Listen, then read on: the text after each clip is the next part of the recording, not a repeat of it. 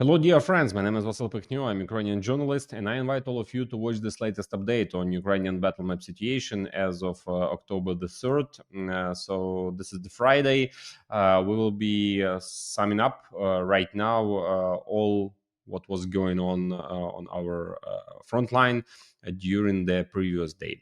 So please subscribe to this YouTube channel where you watch this video, like this video, and leave your comments just below it. I'll get started. Take a look at this photo, or rather a collage created by the analysts from the Deep State team to show just how absurd Putin's actions were yesterday when he spoke at the Economic Forum in Valdai.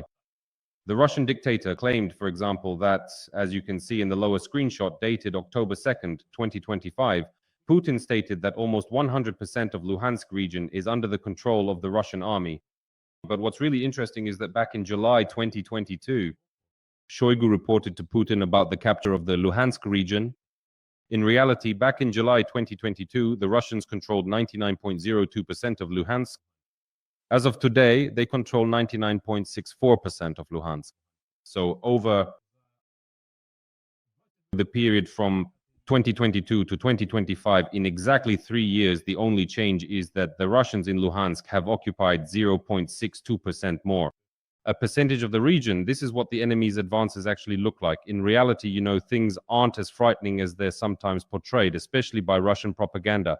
This is something we need to pay attention to, and that's exactly why I'm starting today's review with this, because very often it seems to us that the Russians are unstoppable, that there are so many of them, 140 million, that they're so terrifying, intimidating, and that they're the ones launching strikes on nuclear power plants.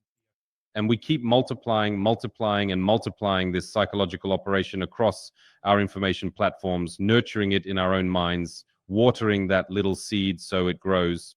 And we need to understand that the main goal and primary function of the Russians is to sell fear. Throughout their entire history, especially during the Soviet Union, the main product the Russians have exported, so to speak, has been fear. Fear, just imagine the situation.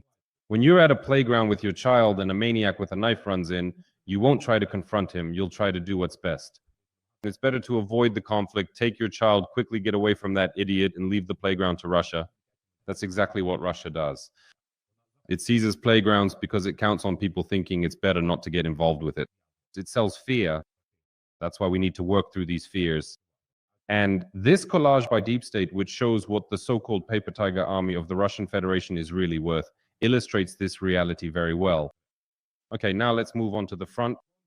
However, in reality, even over the past day, according to the Deep State map, there has been enemy advancement in the unfortunately notorious Novopavlivka direction. So what's happening here?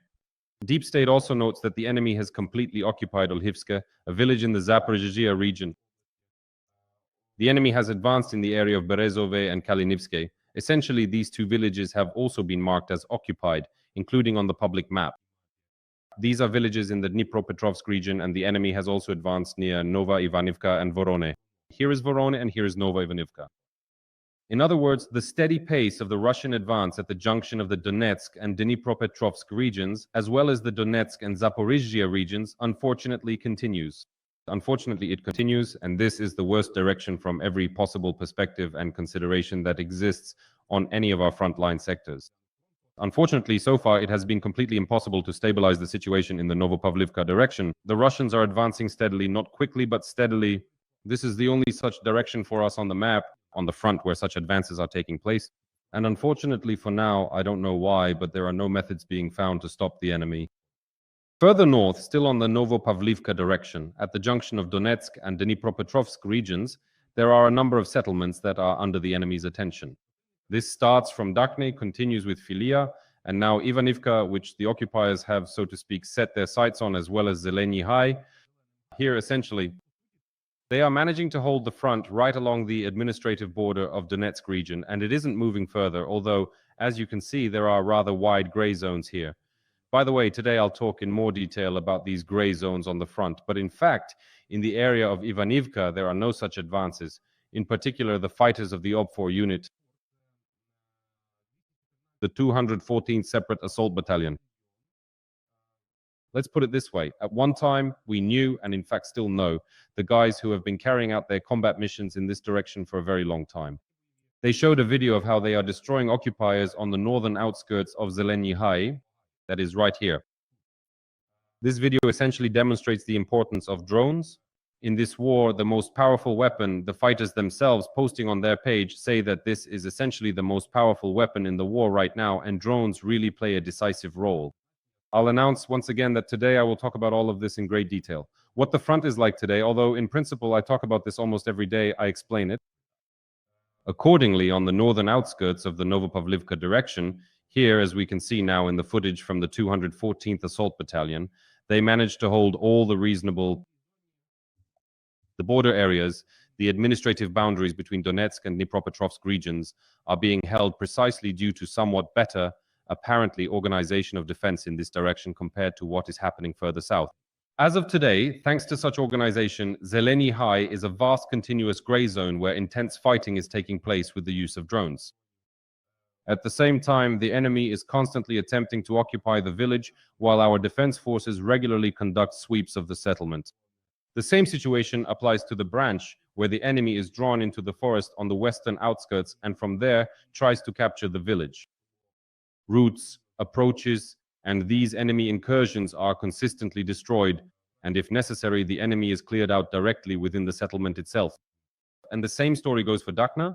From Zeleny Kut, the Russians are pushing towards Dakhny, trying to advance, but it's the same scenario, a huge wide gray zone. Some separate enemy groups manage to slip through, and if that happens, they are cleared out within the settlement. Our forces are now trying to implement a very similar scenario on the Lyman axis. However, here the situation is, let's be honest, somewhat more complicated, because this bridgehead that the Russians have established on the right bank of the Zherebets River, cutting off this bridgehead now is not that easy. Our forces are striking the enemy's crossings in Ivanivsky and Nevsky as much as possible, including with aviation. Aviation is working very actively. Units of the 3rd Army Corps are operating, and not only the 3rd Army Corps, but also components of unmanned systems forces. And they are trying to turn this entire section of the front into a kind of kill zone for the enemy. But I repeat once again, it is very difficult to do this, because the enemy already holds certain heights here, which, let's say, are being used for their occupation.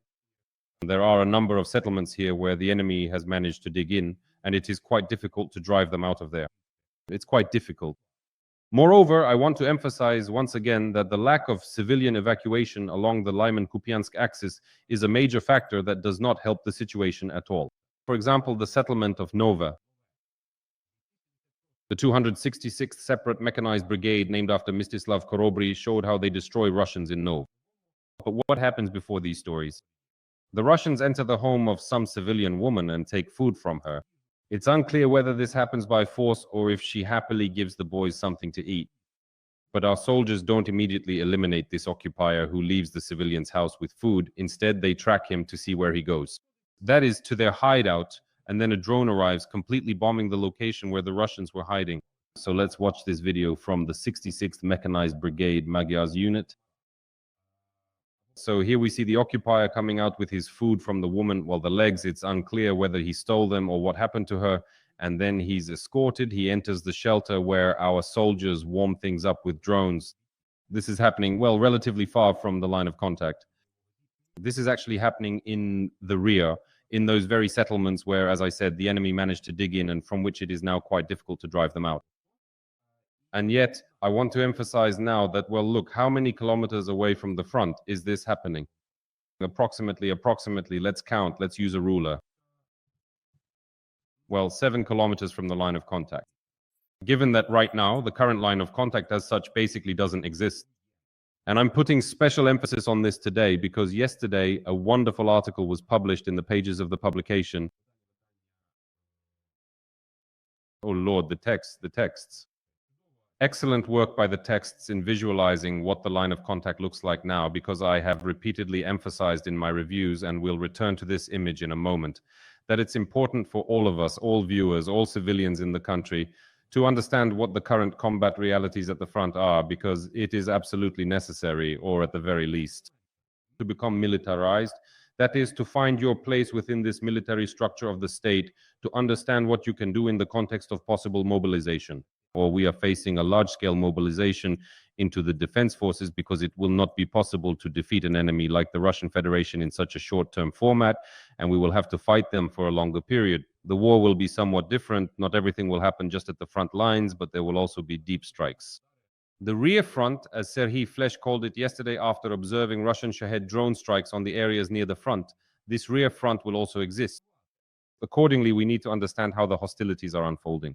And so the publication text has very graphically and clearly shown what a modern kill zone is, what a modern gray zone is. Here, all the ranges of the weapons in operation are shown in this image.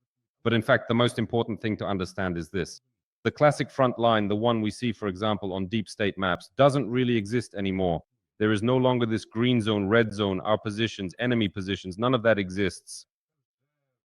That has already become a thing of the past in 2022 to 2023. Now the classic front line has been destroyed. It no longer exists. It's blurred. Now the front line, this entire line of our active combat with the occupier.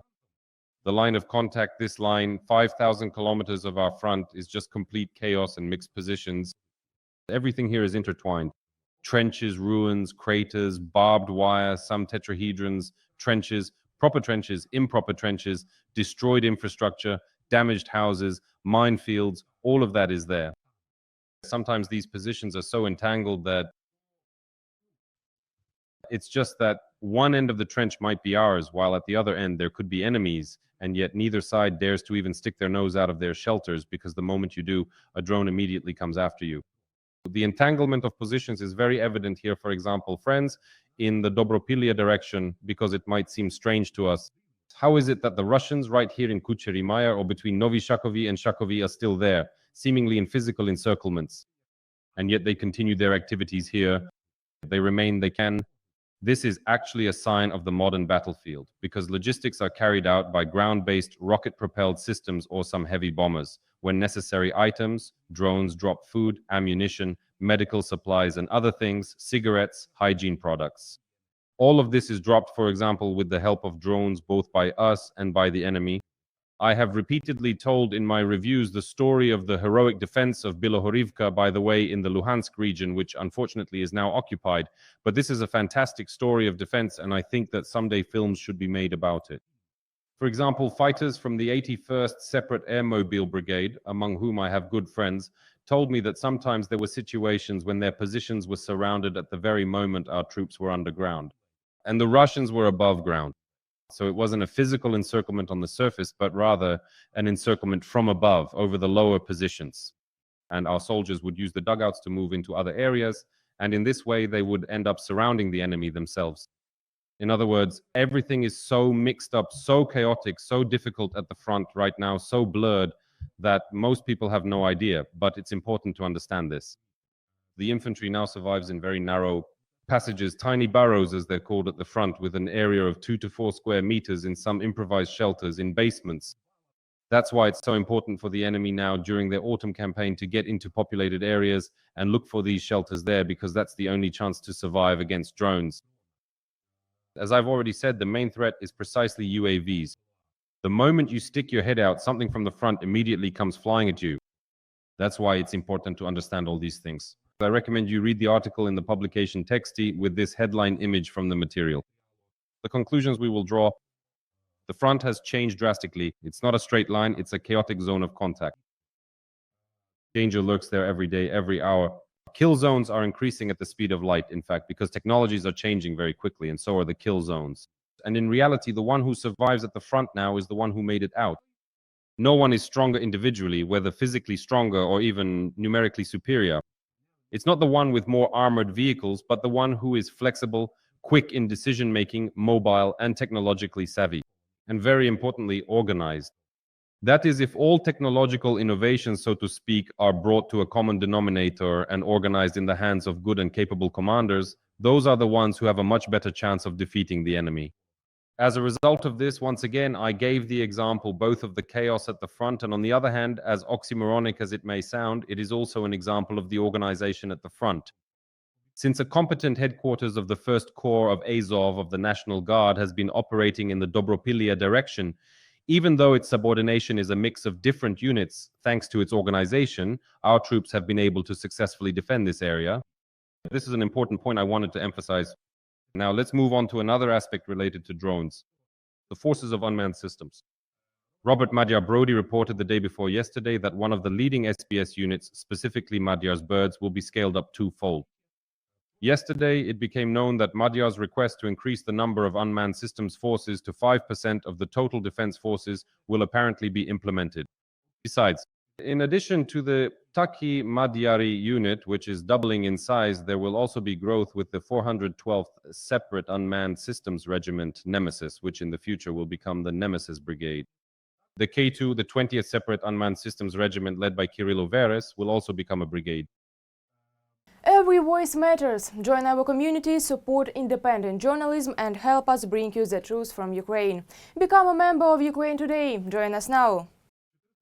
The 413th Separate Unmanned Systems Battalion RAID will become the RAID Regiment. And the 14th Separate Regiment of Unmanned Aviation Complexes, which you can see in the lower right corner under the label Top Secret, because this is the unit that carries out strategic strikes on the territory of the Russian Federation, will be expanded and transformed from such a regiment into a separate center, the first separate center of unmanned systems forces, obviously with scaling up. The first waves of recruitment, according to the announcement by the commander of the Unmanned Systems Forces, are expected on October 17th through 18th. They will accept only volunteers. No one will be forcibly dragged there in vans. The regiments, battalions, and more precisely, brigades and centers will be expanded and enlarged. As Magyar stated, they will not be taking anyone by force.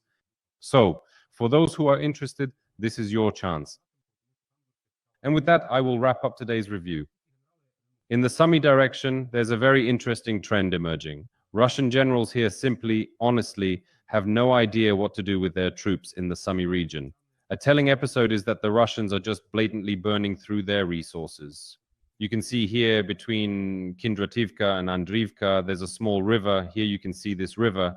The Russians have a small gray zone there. You could say it's a kind of bridgehead on the bank of this river. It's strange why, but they don't want to leave this place. From here, from Russia, they try to cross the river, and just imagine under the conditions of these kill zones across the river. Their generals send them on assaults to capture this. Well, it's not even a bridgehead, it's just some kind of presence zone. And our fighters from the 225th Separate Assault Regiment, particularly the Pentagon Battalion within this regiment, showed how the elimination of such an enemy who is crossing in boats takes place. Just imagine, in just a few days, 43 Russians died trying to cross the river like this. 43 men. And their commanders simply don't care that they're dying like this absolutely for no reason at all. No reason at all, because these tree lines have no tactical significance whatsoever. I get the impression that the Russian command simply doesn't know what to do with the Sumi region, because for them it's turned into a suitcase without a handle, too bad to abandon but too heavy to carry. On that note, I'll put a period. Thank you, friends. I hope you have the strength to like this video, subscribe to us, and leave your comments. Stay healthy. All the best.